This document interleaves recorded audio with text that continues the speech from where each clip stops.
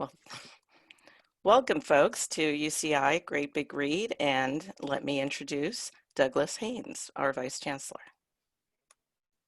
Thank you so much, Marguerite. I am so pleased to welcome you today to our UCI Great Big Read event featuring famed author Nnedi Okorafor.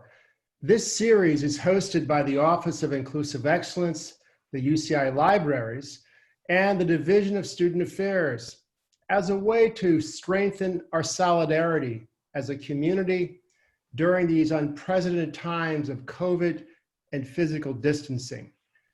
There could not be a more pressing time to read and heed the lessons of our first selected novel, Kindred, by Octavia Butler, nor to have our special guest, Dr. Okorafor, comment on the book and her own important work.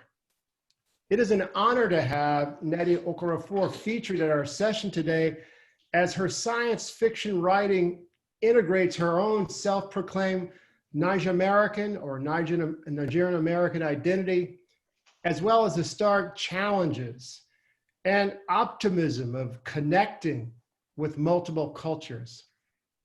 Similar to Octavia Butler, Dr. Okorafor was motivated to write in a field that lacked much diversity, and her contribution to such genres as the short story, novels, comics, and adapted works have included the critical conversations about race and gender inequalities, identity, political upheavals, bring important lessons to the forefront. Her international recognition includes winning the Sol Wayenka Literary Prize for Literature in 2008 for Zara, the Windseeker, the World Fantasy Award in 2011, and the Kindred Award in 2012 for Who Fears Death, published in 2018, the Nebula Award for Best Novella in 2016, and the Hugo Award for Best Novella in 2016 for Binti, and many other accolades for her fiction for youth and world and adults.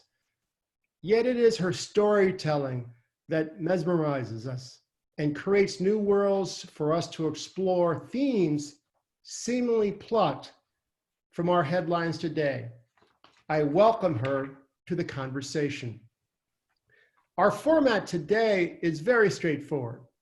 After a brief reading of her selection, Dr. Okorafor will take questions facilitated by my colleague, Professor John Murillo III, a noted poet and scholar from UCI's Department of African American Studies. So now, please join me in welcoming our featured presenter, Dr. Nnedi Okorafor. Thank you. Thank you for having me. This is really exciting. So, you know, in terms of for what I'm going to read, it changes. Just like with everything that's going on, it's just, you know, you have one emotion and then you have another and then you have another, and it changes. Like literally, as I was sitting here, I changed from what I wanted to read. So even right now, I'm still changing. But like, I think I'm gonna read just the beginning of Binti. I'm just gonna read the beginning of Binti, and then we can take it from there. It's not too long. I'm gonna keep it pretty short, and let me just see how long this first part is, and then I'll see if I'll read the next part. But I'm gonna read this beginning of Binti. So this is the very beginning, so I don't have to explain. I don't have to explain anything. So this is the first novella. The Binti trilogy is 3 novellas, and this is just the first one. I powered up the transporter and said a silent prayer. I had no idea what I was going to do if it didn't work. My transporter was cheap, so even a droplet of moisture, or more likely a grain of sand, would cause it to short. It was faulty, and most of the time I had to restart it over and over before it worked. Please not now, I thought. The transporter shivered in the sand, and I held my breath. Tiny, flat, and black as a prayer stone, it buzzed softly and then slowly rose from the sand. Finally, it produced the baggage lifting force. I grinned. Now I could make it to the shuttle. I swiped the jitse from my forehead with my index finger and knelt down. Then I touched the finger to the sand, grounding the sweet-smelling red clay into it. Thank you, I whispered. It was a half-mile walk along the dark desert road. With the transporter working, I would make it there on time. Straightening up, I paused and shut my eyes. Now the weight of my entire life was pressing on my shoulders. I was defying the most traditional part of myself for the first time in my entire life. I was leaving in the dead of night, and they had no clue. My 9 siblings, all older than me except for my younger sister and brother, would never see this coming. My parents would never imagine I'd do such a thing in a million years. By the time they all realized what I was doing and where I was going, I'd have left the planet. In my absence, my parents would growl to each other that I was never to set foot in their home again. My 4 aunties and 2 uncles who lived down the road would shout and gossip amongst themselves about how I'd scandalized our entire bloodline. I was going to be a pariah. Go, I softly whispered to the transporter, stamping my foot. The thin metal rings I wore around each ankle jingled noisily, and I stamped my foot again. Once on, the transporter worked best when I didn't touch it. Go, I said again, sweat forming on my brow. When nothing moved, I chanced giving the 2 large suitcases sitting atop the force field a shove. They moved smoothly, and I breathed another sigh of relief. At least some luck was on my side. So Binti is a mathematical genius who has secretly applied to and been accepted into the finest university in the galaxy. And she's just snuck away from her home to attend that. And she comes from a very traditional home where basically her whole life is mapped out for her. So she's on her way. I'm going to read another little part of this, one of my favorite parts. So she's on her way, and she's having the time of her life on this ship. They're on a living ship, and she's meeting different kinds of people from different cultures, you know, like-minded people, and she's making friends. Oh, and she has this object that she found long ago when she was walking around and just walking in the desert. And it's called an Adon. That's really all you need to know. It's just a strange object that she just keeps with her. So I'll continue from there. So now she's on the ship. And then there was Heru. I had never spoken to him, but we smiled across the table at each other during mealtimes. He was from one of those cities so far from mine that they seemed like a figment of my imagination, where there was snow and where men rode those enormous gray birds and the women could speak with those birds without moving their mouths. Once Heru was standing behind me in the dining line with one of his friends. I felt someone pick up one of my locks and I whirled around ready to be angry.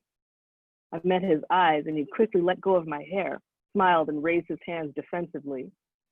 I couldn't help it, he said, his fingertips reddish with my ojitse. You can't control yourself, I snapped. You have exactly 21, he said, and they're braided in tessellating triangles. Is it some sort of code?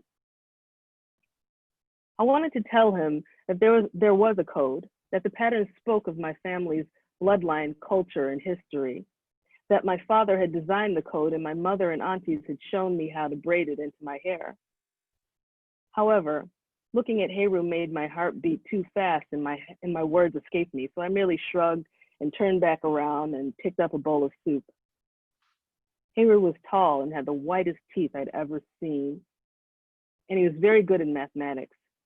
Few would have noticed the code in my hair, but I never got the chance to tell him that my hair was braided into the history of my people, because what happened, happened. It occurred on the 18th day of the journey, the 5 days before we arrived on the planet Unzayuni, the most powerful and innovative sprawling university in the Milky Way. I was the happiest I'd ever been in my life, and I was farther from my beloved family than I'd ever been in my life. I was at the table savoring a mouthful of gelatinous milk-based dessert with slivers of coconut in it. I was gazing at Heru, who wasn't gazing at me.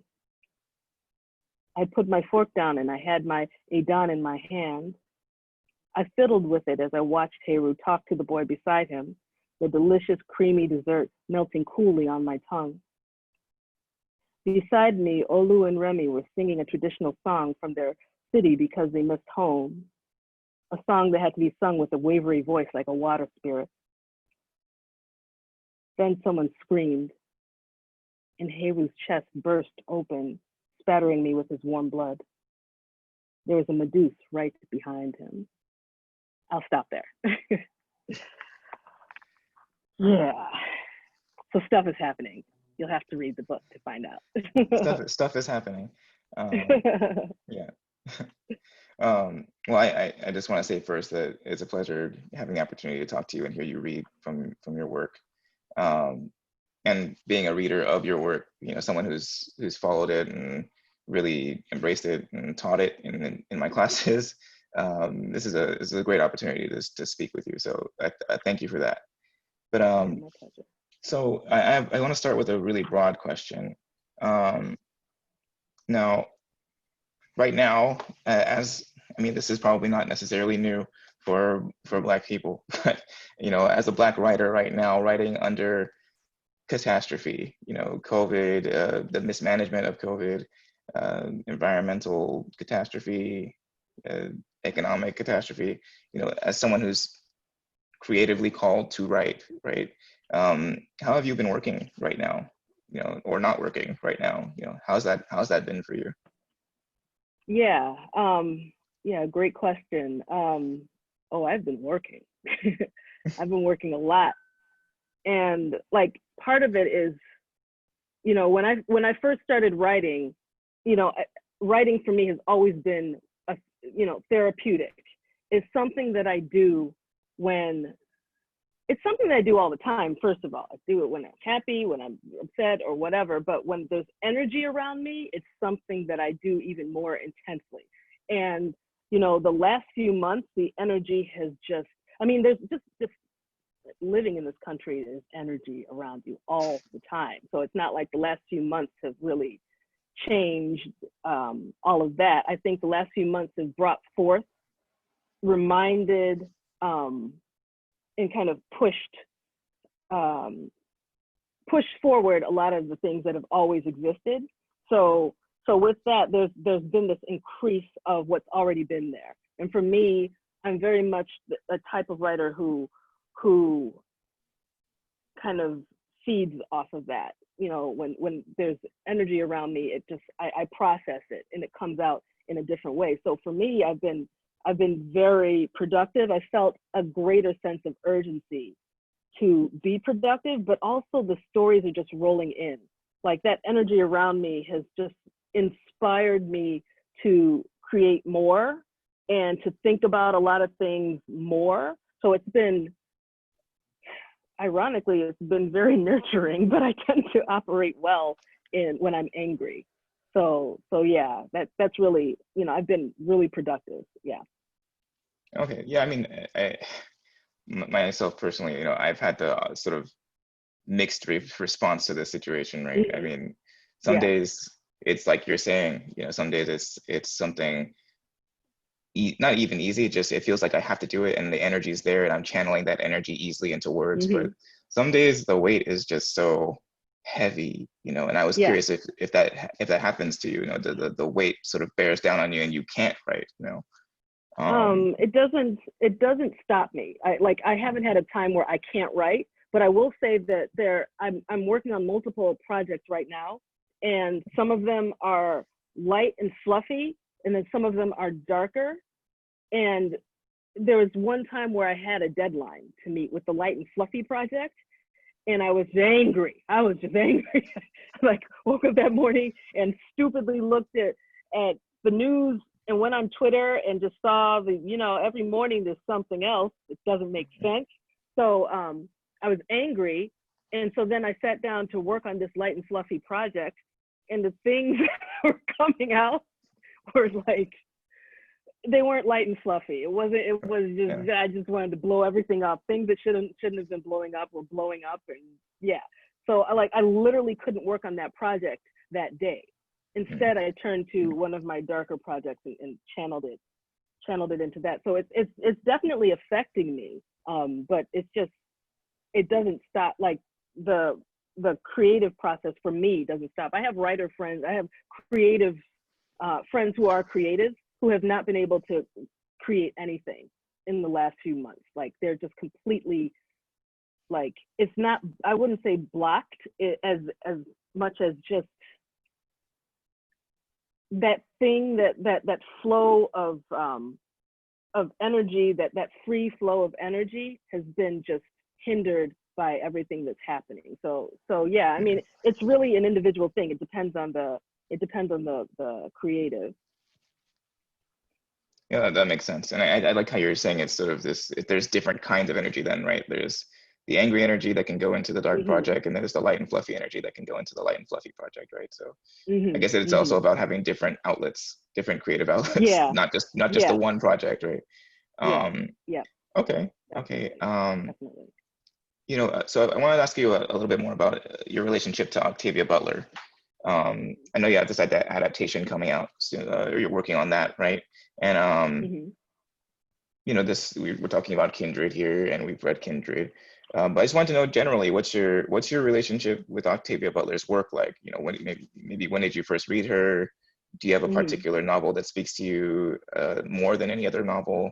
Yeah. Um, you know, Yeah. and is there a scene in Kindred or a moment in Kindred that you hold on to particularly strongly? Oh, several questions there. Yes. There's a lot.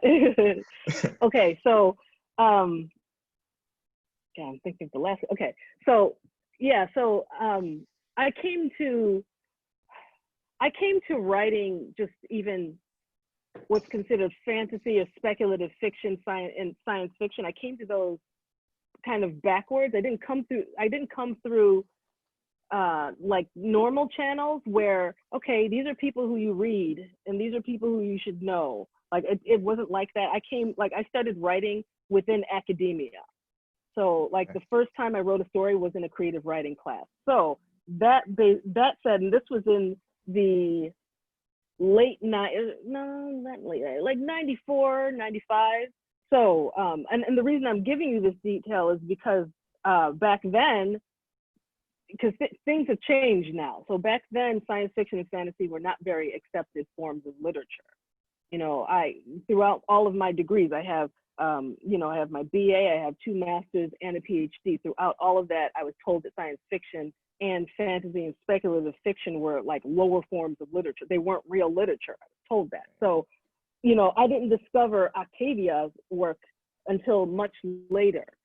I didn't discover it, and certainly not in the university. You know, it was not introduced to me in the university. And so I'm writing, and so I wasn't told, okay, this is what you're doing. You're writing speculative fiction. You're writing fantasy. You're writing science fiction. You know, this is what you should be reading. So I wasn't told that. So I'm reading the other stuff, and just kind of, you know, and I came to writing science fiction in a sort of backwards way as well. And so therefore, basically, I'm explaining that I didn't discover Octavia. I didn't discover like writers like Ursula Le Guin until later, you know. So I discovered Octavia in, and I remember the year, I think it was 2001. And it was while I was at the Clarion Science Fiction and Fantasy Workshop at Michigan State University. And that was really where I learned what I was doing was, you know, I understood this is what I was doing. You know, it just made sense. And it was okay. The first place was okay. And so the way that I discovered Octavia was not by someone telling me. We went to the bookstore at one point. None of us had a car, so we were driven there. It was like a Barnes and Noble or something.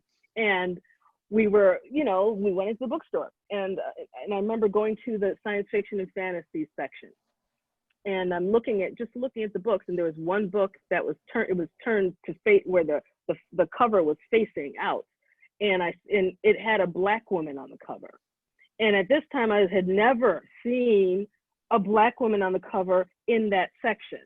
And at that point, I was writing a story that was set in 1929. It was about this woman who could fly, and she was being shunned by her. It was set in Nigeria, and she was being kicked out of her community and all that. So I'm writing this stuff, and, you know, I hadn't read anything that was like it, and that never bothered me, and that was nothing new to me, and I was just writing this stuff. And so this book stuck out to me. I had no idea who Octavia Butler was at the time, and I bought the book. I bought it solely because it had this haunted looking Black woman on the cover, just staring. She's like coming out of a house, staring. And I was like, oh my God, I gotta have this, just to have it. And so I bought it, and then I read it, and the first thing that I see is this character named Anyanwu in pre-colonial Nigeria, who's like who's basically immortal, is living in a village, and I'm like seeing words that I recognize because I'm Igbo as well, and I'm like, what? And like it was immediate. And I'm a very picky reader. I read the first paragraph of that thing and was sucked in, like, you know, I was in. We were writing so much during that workshop, but I found time to read. And so that was how I discovered Octavia Butler, and that book was Wild Seed. And I went on to, during that time, I went on to continue reading. I finished Wild Seed and then went right on to the next book in the Patternist series. And then at some point I discovered that I might have mentioned it to the organizers of the workshop, but they were like, oh yeah, Octavia taught at this workshop like last year. And I was like, what? And me being who I am, I was like, oh, I'm gonna get on the phone with her. I mean, these people have a direct connection, and I'm at this workshop. I'm sure I could talk to her. So that was how I ended up talking to Octavia Butler on the phone while I was at the Clarion Writers Workshop. That was the first time we talked. It was not the last time. But like, it was that experience was mind blowing to me, because here I am, this Nigerian American writer who's come up through academia, who's been told that I'm infusing my stories with these with Nigerian, especially Igbo ideologies and culture, all that, and mysticism as well. And I was being told, and those things were being read as fantasy, and I was being told that I shouldn't write that. And then here I am at the Clarion Writers Workshop, and I discover Octavia Butler, this Black woman who's writing science fiction, and she's setting things, you know, it was big for me. Like discovering Wild Seed was big. And also, it wasn't just the subject matter, and it wasn't just that she was a Black woman writing science fiction and fantasy or whatever the heck you want to call it. It was also the way she wrote, like her stories could get really weird, but there's an accessibility in them. They were like highly accessible. Like you don't have to be someone who's read all the sci-fi greats to get into Octavia Butler. You could just be someone who's never read a science fiction book ever. You just pick this thing up and you're just like, what? This is amazing storytelling. So it's that, and then also like her writing style is very clean and sparse, and like the stories she tells are complex enough. She doesn't need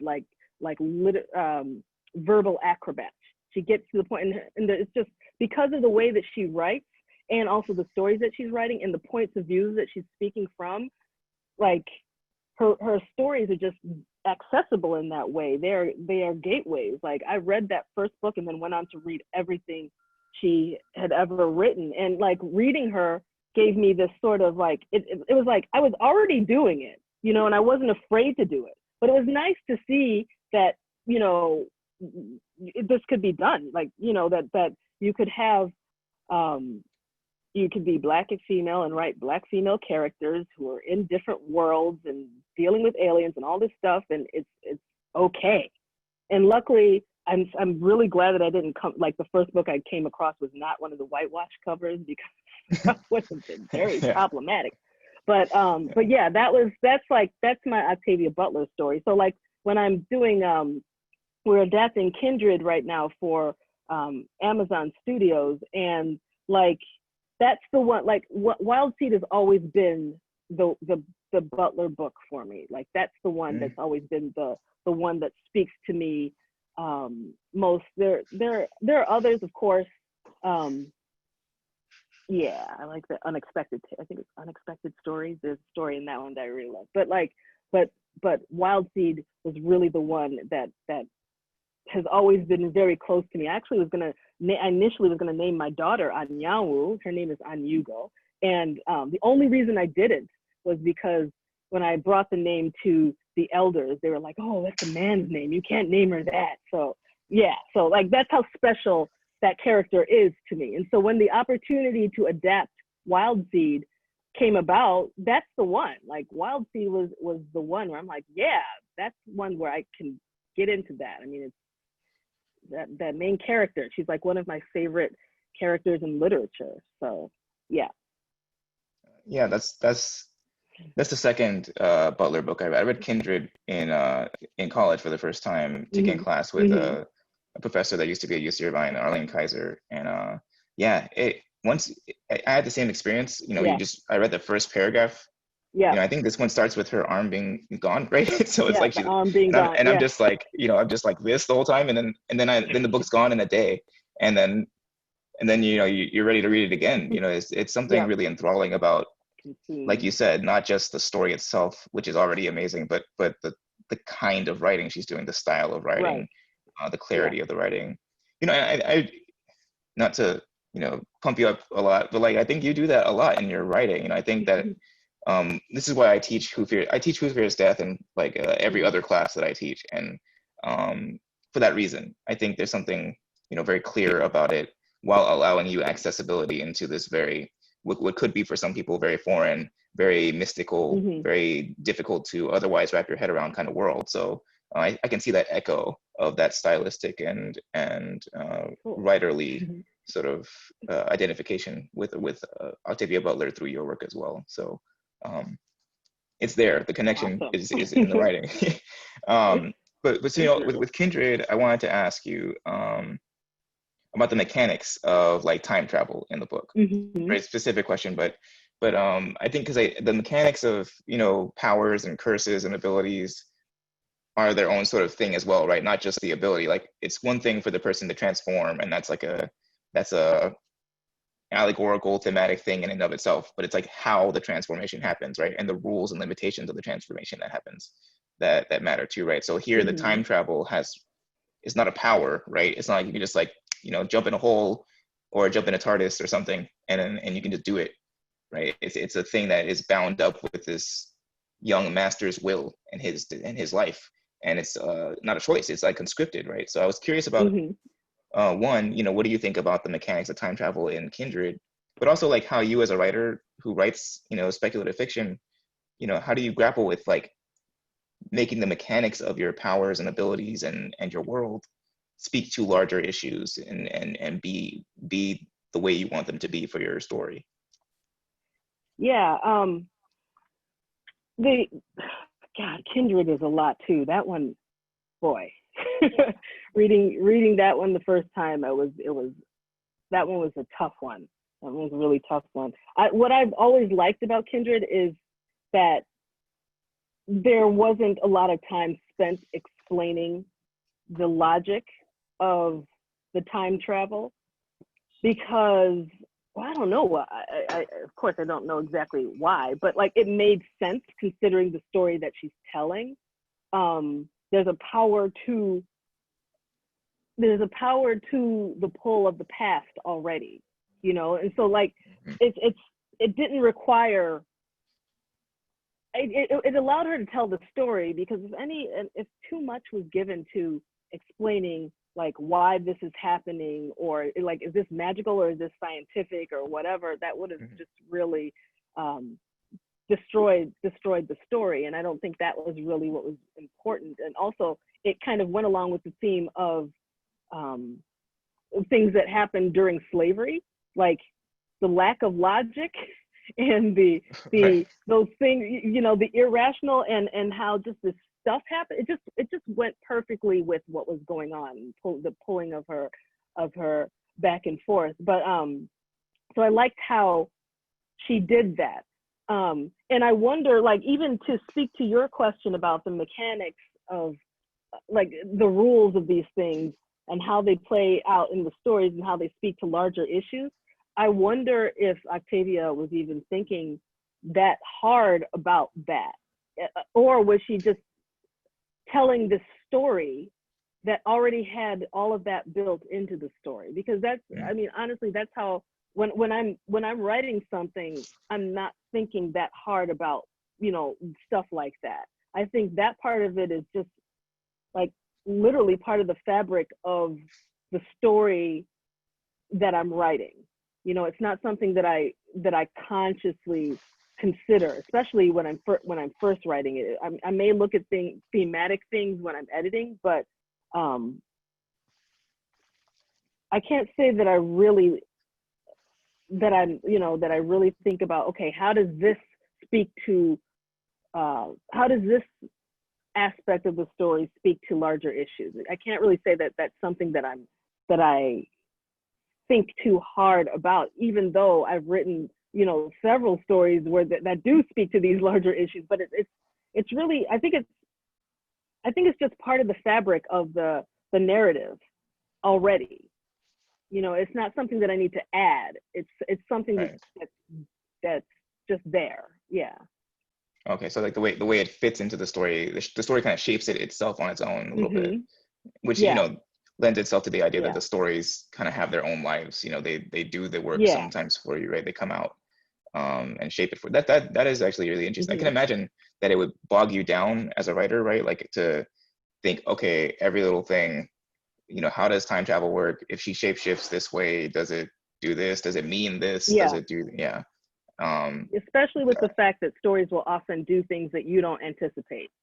right. Like the more Yeah. you try to control it, the more it's going to get, like, at least for me, like the more I try to control the narrative, and hope that the character does exactly what I want the character to do, the less likely that the character will. And then, so if I have like all of these rules where, okay, it's got to be this, and then the character does something that's completely against that, it just throws everything off. Like so there's a trust Like if I'm writing a story, there's a trust that I have. And so far, that trust has not been breached.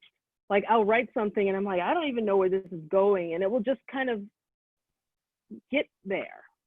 Yeah. I don't know. It's just hard to explain.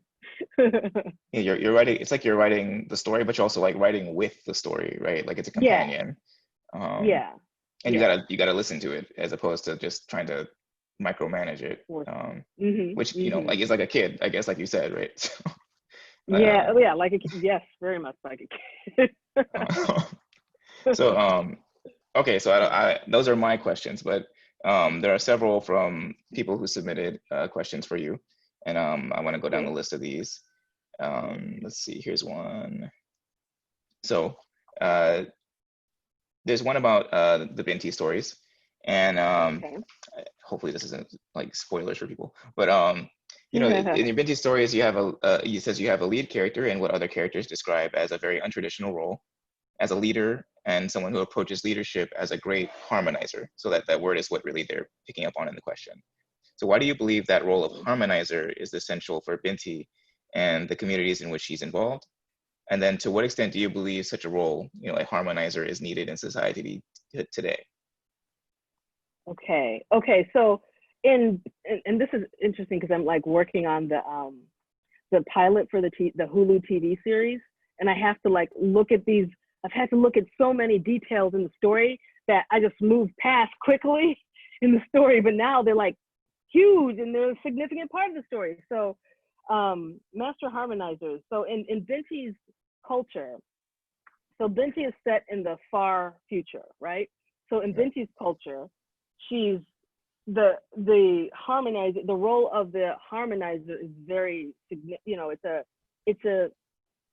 it's sort of an elevated position. It's not, you're not the chief of the village, of course, but like it's an elevated position that has a certain type of importance. And I could give like, I'm like speaking part in the TV pilot and part in the book now, because that's weird. But like, so this, so the significance of the harmonizer, one of the things that they do is, you know, they're kind of like negotiators. They are people who have this intense mathematical ability, which allows them not only to conduct, not only to channel the currents of the earth that they draw from the earth, which is the current that she runs through astrolabes, but also harmonizers. One of the innate abilities of being able to do that with ease is that you're like a master negotiator. You bring peace. You're able to be amongst people who are arguing and kind of, you know, manage everybody. Really, it's like you have this innate ability to do so. And so the master harmonizer, that's part of their role as well. So would I think that this would be a significant, like, do we need such people in our society? Yeah. God, if we only had harmonizers who could just, you know, come between, and it's not just a matter of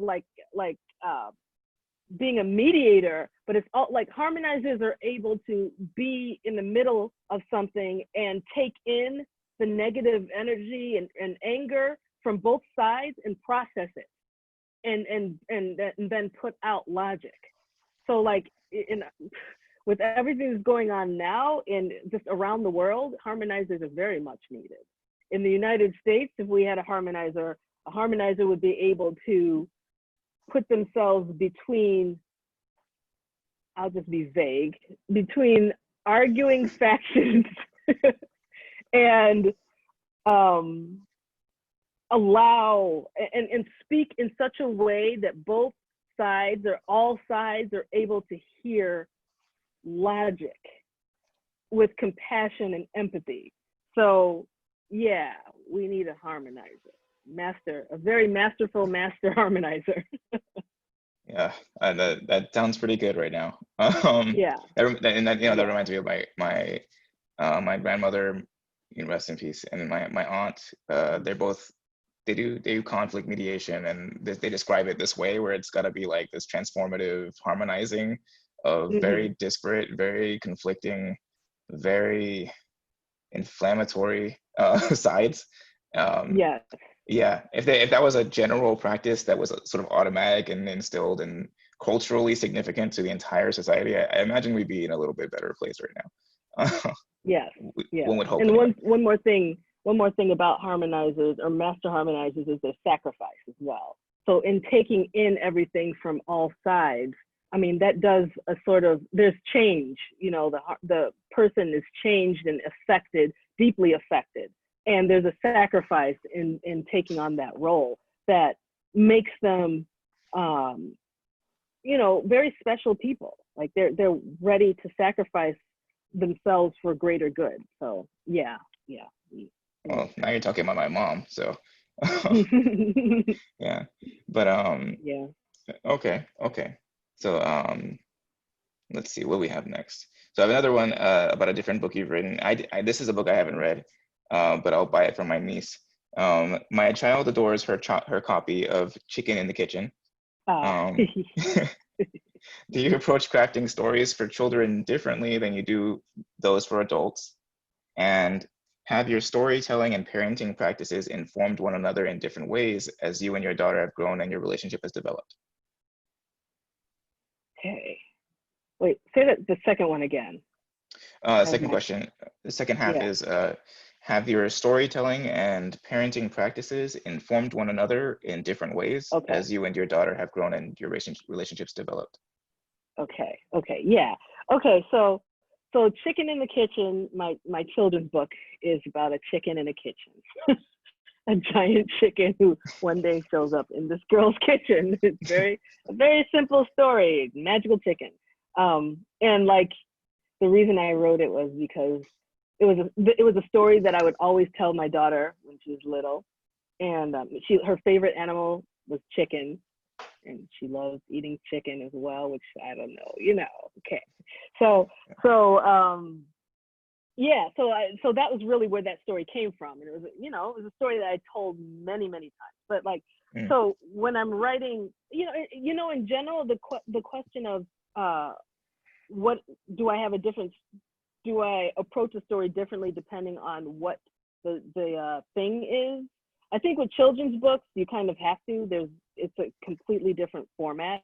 You know, it's children's books that are illustrated. It's a completely different format. So you're not mhm, just writing you're not just writing with far fewer words for like in a way that is meant to be read aloud, but you're also writing for the illustration.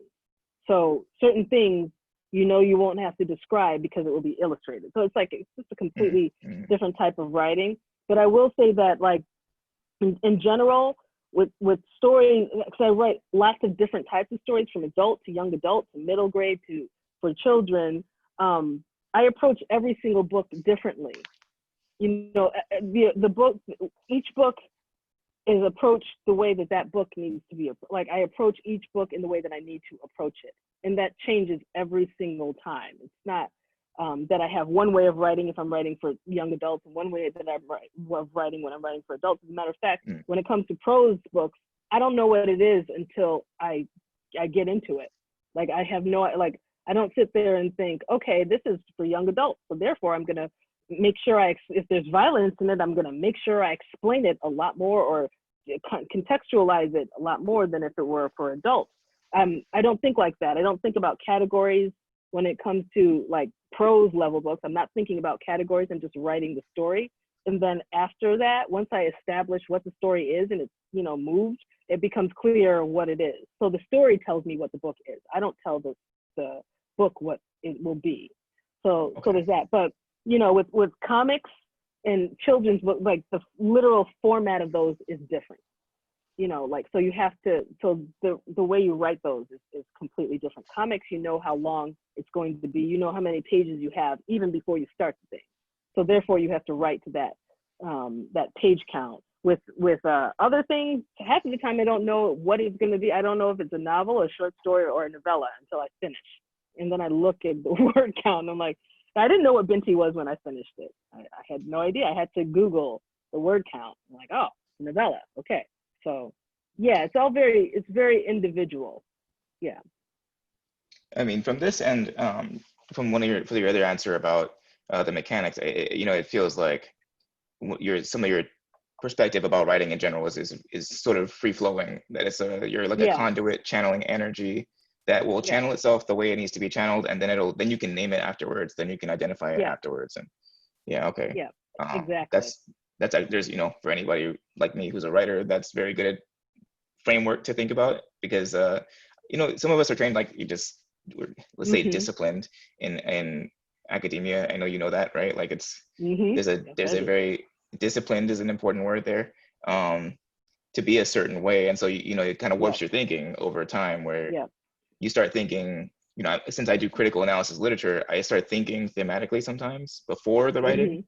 and then the Mhm. writing it's hard to fit into the thematic thing as opposed to letting the writing come freely, um, Yeah. which is, Yeah. you know, it's a very different thing, and it's hard to break out of for me anyway. Yeah. But so hearing you talk about that is a little bit refreshing and a little bit nourishing there. Yeah. Um, But at the same time, I also think that it's really important to learn those structures.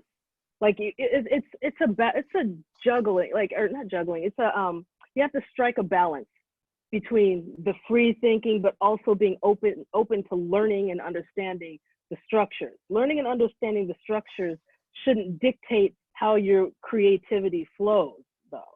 But you have to learn and understand the structures. Like for me, like coming up through academia, and this is something I learned from many years of being a student.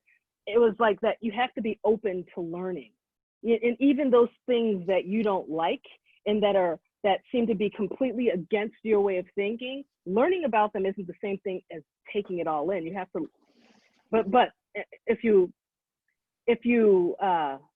really get into it, there's always that possibility of taking it all in. So it's a hard balance to play. But I think if you can get the best of both worlds, it's really it's it's cool. It's nurturing, because once you learn those structures, then you can take them apart as well, and you can restructure them, and you can rebuild them, or you can take bits and pieces that you like and leave the other parts that you don't care for. You can just leave those behind. So yeah, it's like just be open to taking a lot in, but also have the confidence to build your own structures at the same time, which is easier said than done. Yeah. it's certainly easier said than done, but Yeah. that's the labor of it. That's the imaginative and you know, usually hopefully loving labor of the work, right? You have to work through it. Yeah. It's not just this thing where your eyes white out and then you have 200 pages and it's great and it's already Yes. good, um, Nonsense. you know, I Sure, wish it was, someone's but done it, yeah, but yeah. someone's done it, but most don't. Well, you know, like what I think Butler is the one who says that you know, inspiration is, you shouldn't rely on inspiration, you rely on habit, right? um which, Yes. you know, inspiration's a tempting thing to rely on, and it's Mhm. etherealized and cathedralized in media, like, oh, I'm suddenly got the fire of inspiration, so now I can write. Yeah. And it's like, it's Yeah. not like that, like a lot, Nope. you know. I mean, Some when it days, comes, it's great. You know, when it does come, it's a wonderful thing. But yeah, you do not rely on that. You don't rely on it. And then also there's the idea of pushing inspiration. You can write your way to inspiration. You know, you can mm, sit like mm, I'll sit. I'm a pantser, so I don't like outlining, except comics and different. But like I tend to not outline if I'm writing like a novel. I just jump in there and just write and see what comes. And I have no idea what it is, and then something comes. But like you, sometimes I'll just start writing, have no idea where it's going, and then I'll get there, and then I'll like write my way to the inspiration. So sometimes you got to put the work in to even get to that inspiration. I mean, then there are the times where you're in the shower and boom, and then you have to go sit down and do that. That happens, but yeah, you cannot rely on it. It's like seeing a rare butterfly. It's wonderful when you see it, but it's not likely. You don't rely on it. Yeah. right, right. And then, you know, writing is a long process. Sometimes who knows if you can Yes, sustain and just that too. inspiration for like 4 years, Mhm. right? um Mhm. yeah, Mhm. but okay, so Mhm. Mhm. we have a couple more questions that are in the Q&A. Let me read some of these. So One of these reads, as a college access professional for first-generation students from marginalized communities, Binti going away to college was such a rich story that connects to our narrative. How did you come to this storyline of her, going away to college? um, it was kind of like it was personal and it was not, but like the reason why I started writing Binti was like something that was going on with me. Like I come from it's okay, so I come from a very insular family, a very Nigerian American insular family where all of us, like my mom and my dad, before my dad passed, and then my sisters and my brother, myself, were all in the Chicago area. We stay close, and nobody leaves. You can travel, of course, but you don't move away. Oh no, you don't move away. And I got this position, this wonderful teaching position at the University of Buffalo, where I was going to be tenured, and I was teaching like 2 classes. It was a great opportunity, and it required me to move to Buffalo, and I took the position. And so I moved to Buffalo, and my family just went crazy. It was not, they were against it, completely against it. And to the point where I arrived at Buffalo, and my family, whom I'm very close to, we all talk multiple times a day, all of that. And I arrived there with my family having basically disowned me. So like I'm there, and I remember thinking, oh my God, what if I have just made the wrong decision? And so then I started, that was really what led to writing Binti, because I left and I'd never lived, and like I've lived in this area since I was little. Like I've traveled all over the world, but I've always lived here. And so when I moved there, I just felt just kind of disconnected, shocked, elated, excited, all of that. And I just started writing this story about this girl who goes to space. And I've always been terrified of space, because space is like, you leave the earth and you die out there. That's all you do in space, you die. So I'm like, okay, there's that. I've always refused to write about space because it's claustrophobic and you just die out there. So I'm like, okay, I'm gonna write about space. I have to face my fears. And so like that's how I ended up writing about this girl who leaves. And also, I come from a family of immigrants. My parents left as well. And I know what they gained, and I know what they lost, and I understand that. It's a narrative that has been, played in my head many, many, many times. Like, to leave as young people with your ambitions and everything, but everyone is, you're leaving culture, all that. So those have always been in my mind as well. And so I started writing about this girl who left, and then I started thinking, this girl who comes from a very cultural place, a cultural family that she loves, and she's not running away from anything. She has no reason to run away, but she wants to get this knowledge from this place. And so when she goes, the way that I came up with the twist, I won't give away what the twist is, but I just started thinking, it was when I was sitting there in Buffalo thinking, what if I had made a mistake? And I just leaned into that idea. What if the worst thing that could happen happened? And that's Right. where, that's really the beginning of what Binti is, like her story. That's where it came from. Wow. Oh. Um, okay. Let me try to get these last 2 questions before the time runs out. Yeah. So one is simple: did you pick the reader for your audiobook? The person that asked really enjoyed her. Which one? Which audiobook? I'm not sure. Okay. It doesn't list one, but I guess let me ask broadly. Do you have, or do you pick the people that do that role, or does the publisher just do that and it happens to be good or not good? Yeah, I've chosen all of my readers. Not thinking. Like the publishers they'll have ideas, and they always run them by me. And like I've kind of accumulated a list over time of who I really, really like, and who I want to do stuff. And then when the time comes, I know who to suggest. And most of the time I get who I suggest, and sometimes I get the second of my suggestions, but yeah, I'm definitely involved in the choice of who does the audiobooks. I'm a big audiobook person, so it's like that's an important thing for me. But that's been like over time, I've gotten better and better at that. And yeah. So yeah, I basically choose, yeah. Okay. Well, let me see. Hopefully, let me ask one last question before they cut me off. Sure.